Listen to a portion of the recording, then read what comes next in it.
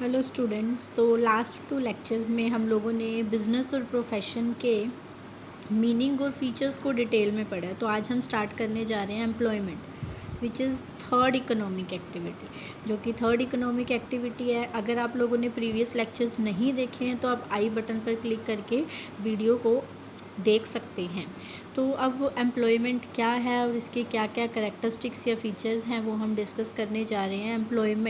Employment मतलब basically रोज़गार मतलब कि जब हम किसी पर्सन के अंडर रह कर काम करते हैं, मीन्स हम कहीं पे भी जाके जॉब कर रहे हैं एज एन एम्प्लॉय, हम लोग एज अ वर्कर या एम्प्लॉय कहीं पे भी जॉब कर रहे हैं, काम कर रहे हैं, वर्क कर रहे हैं, डेली बेसिस की वेजेस मिल रही है हमें या फिर मंथली बेसिस पे मिल रहा है, किसी भी तरह से किसी के अंडर रह के काम करते हैं और हमें बदले में कुछ रेमुनरेशन मिलती है in the form of salary, wages या अदर फॉर्म, तो हम लोग उसे क्या बोलते हैं, एम्प्लॉयमेंट। देखो, it refers to that economic activity, ये एक इकोनॉमिक एक्टिविटी है। क्यों?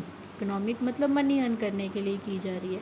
Under which people work for others, दूसरों के लिए काम करते हैं, and receive remuneration in lieu thereof, और बदले में क्या है, रेमनरेशन मीन्स सैलरी या फिर वेजेस या फिर कोई अदर फॉर्म में बोनस या फिर फीस, किसी भी तरह से कोई पैसा मिल रहा है जब हम किसी के लिए कोई काम करते हैं, दिस इज़ एम्प्लॉयमेंट। तो एम्प्लॉयमेंट सिंपल है, एक टीचर है, स्कूल में काम कर रही है, स्कूल में जॉब कर रही है, दिस इज़ एम्प्लॉयमेंट। पर अगर वो अपना खुद का इंस्टीट्यूट ओपन करती है, दैट इज़ प्रोफेशन। और इसमें आप ध्यान रखना, देखो हम लोगों ने प्रोफेशन में पढ़ा था कि स्पेशलाइज्ड नॉलेज और स्किल होनी चाहिए उस पर्सन के पास, टीचर के पास होती है, पर अगर वो खुद का काम करे तो that is included in profession. पर अगर किसी के अंडर रह के स्कूल में या कहीं पे भी काम कर रही है तो दैट इज़ एम्प्लॉयमेंट। तो अभी हम करैक्टरिस्टिक्स पढ़ते हैं एम्प्लॉयमेंट की करैक्टरिस्टिक्स देखो क्या है, सर्विस टू अदर्स। हमने कहा किसी के अंडर रह के काम किया जा रहा है, तो फर्स्ट इंपॉर्टेंट फीचर क्या है, is the service to others. हम दूसरों को सर्व करते हैं। सपोज़ हम किसी भी स्कूल के अंदर जॉब कर रहे हैं तो हम अपने एम्प्लॉयर के लिए काम कर रहे हैं। कहीं पे किसी के कोई वर्कर है, कहीं बिल्डिंग बना रहा है जहाँ पे वो किसी दूसरे पर्सन के लिए काम कर रहा है, इट मीन्स यहाँ पे दूसरों को सर्व किया जाता है, service to others. Personal service, देखो कह रहा है पर्सनल सर्विस मतलब हर एक पर्सन अपना काम प्रोवाइड करता है। जैसे मैं एज एन टीचर एक्ट कर रही हूँ या एज एन डॉक्टर किसी हॉस्पिटल के अंदर काम करती हूँ, तो मेरी खुद की सर्विसेज हैं, वो मेरी पर्सनल सर्विसेज हैं जो मैं लोगों को वहाँ पर प्रोवाइड करती हूँ। तो पर्सनल सर्विस भी एक इसका फीचर है। एन एम्प्लॉय मतलब जो काम करने वाला has to service himself. Personal मतलब उसे खुद को ही काम करना पड़ता है। In other words he can not get service from somebody else, वो किसी और से काम नहीं ले सकता अपने काम के बदले में, इसीलिए बोला गया है कि there is personal service. Next is agreement क्या है, देखो जो एम्प्लॉयमेंट हमने कहा एक पर्सन दूसरे के अंडर रह कर काम करता है, तो जिसके अंडर रह के वो काम कर रहा है उन दोनों के बीच में कोई ना कोई समझौता है, एग्रीमेंट है या कॉन्ट्रैक्ट है। अब वो एग्रीमेंट परमानेंट भी हो सकता है, टेम्परेरी भी हो सकता है और कैजुअल बेस पे भी हो सकता है। तो इन्होंने क्या बोला, employment is obtained under a special contract, मतलब मेरा उनके साथ कोई कॉन्ट्रैक्ट है कि मैं इतने टाइम के लिए काम करूँगी या परमानेंटली काम करूँगी या कैजुअली हो सकता है किसी भी टाइम छोड़ सकती हूँ या मुझे हटा सकते हैं।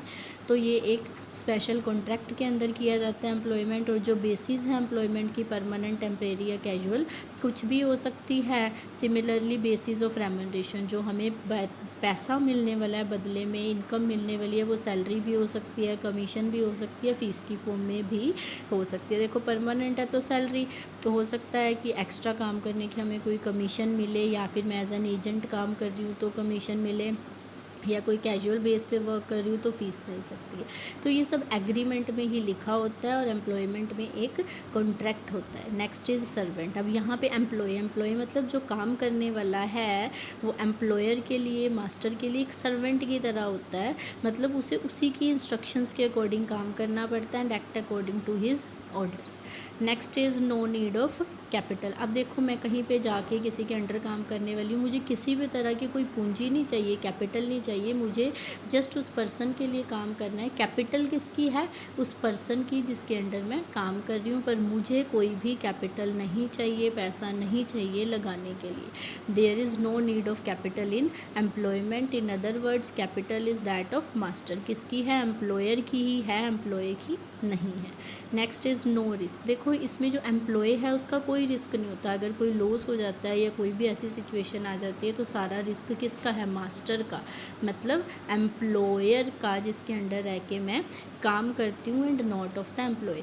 सपोज़ देखो कहीं पे एक जो मज़दूर है वो काम कर रहा है कोई बिल्डिंग बनाने का, वो किसी ठेकेदार के अंडर काम कर रहा है, तो वहाँ पे काम करते हुए कोई नुकसान हो जाता है किसी भी तरह का, तो वो सारा नुकसान किसका है? मास्टर का, ठेकेदार का है, ना कि उस मज़दूर का। उसकी सैलरी और वेजेस जो भी उसको मिलने वाली है वो अकॉर्डिंगली उसको मिलेगी, या फिर जो एम्प्लॉयर है वो सोच सकता है डिडक्ट करना है या कुछ भी उसने गलत काम किया है, तो पर जो नुकसान है वो किसका है? रिस्क किसका है?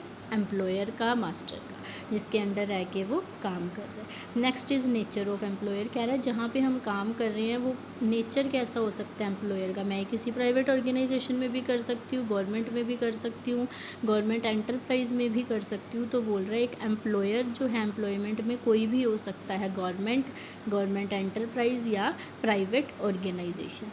सो this is all about employment. तो 3 इकोनॉमिक एक्टिविटीज़ हम लोग पढ़ चुके हैं, बिजनेस, प्रोफेशन एंड एम्प्लॉयमेंट। तो कमिंग लेक्चर के अंदर, नेक्स्ट लेक्चर में हम लोग तीनों का डिफरेंस डिस्कस करेंगे। सो आपको पहले ये तीनों अच्छे से क्लियर होनी चाहिए ताकि आप लोग डिफरेंस को अच्छे से समझ सको। Thank you, have a nice day.